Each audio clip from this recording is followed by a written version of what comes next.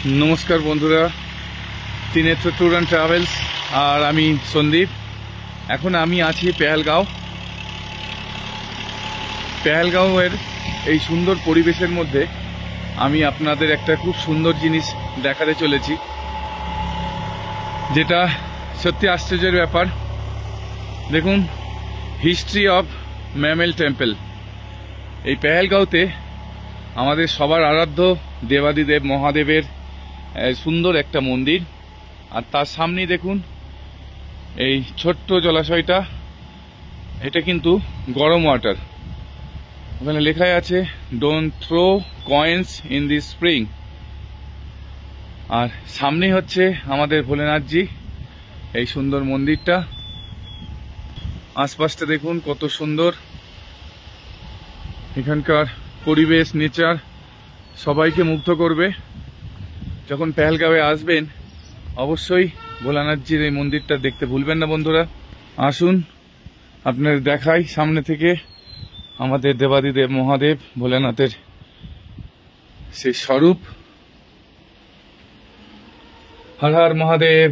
আপনারা দেখছেন পেহেলগাঁওয়ের মতো জায়গায় ভোলানাথজির এত সুন্দর একটা স্বরূপ, এত সুন্দর একটা মন্দির।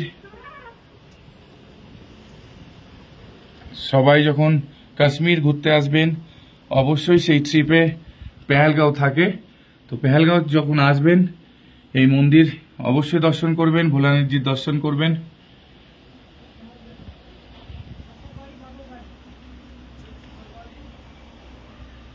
দেখুন উপরে ডমরু, তার নিচে ত্রিশূল, আর আমাদের ভোলানাথজি, আর ভোলানাথজির মাথার উপরে দেখুন নাগ দেবতা।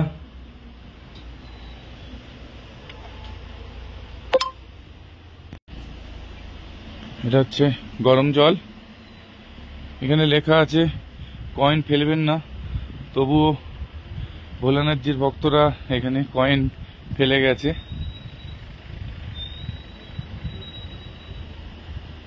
কি অপূর্ব পরিবেশ, আর তার সাথেই আমাদের ভোলানাথজির এই মন্দির। অবশ্যই আপনাদের ভালো লাগবে।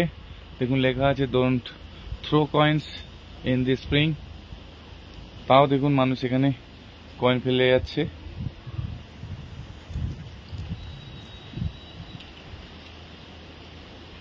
অপূর্ব মনোরম প্রাকৃতিক পরিবেশের মধ্যে পেহেলগাঁওয়ের মতো জায়গায় আমাদের এই ভোলানাথজির মন্দির।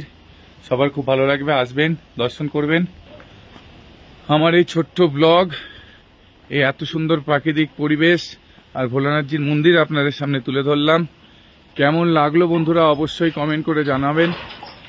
আর যারা যারা এখনো আমার এই প্রোফাইল পেজটা ফলো করেননি অবশ্যই ফলো করে দেবেন, এরকম আরো সুন্দর সুন্দর ভিডিও দিতে, তাহলে আমিও উৎসাহিত হব। সবাই খুব ভালো থাকবেন, আবার দেখা হবে আপনাদের সাথে পরের ব্লগে।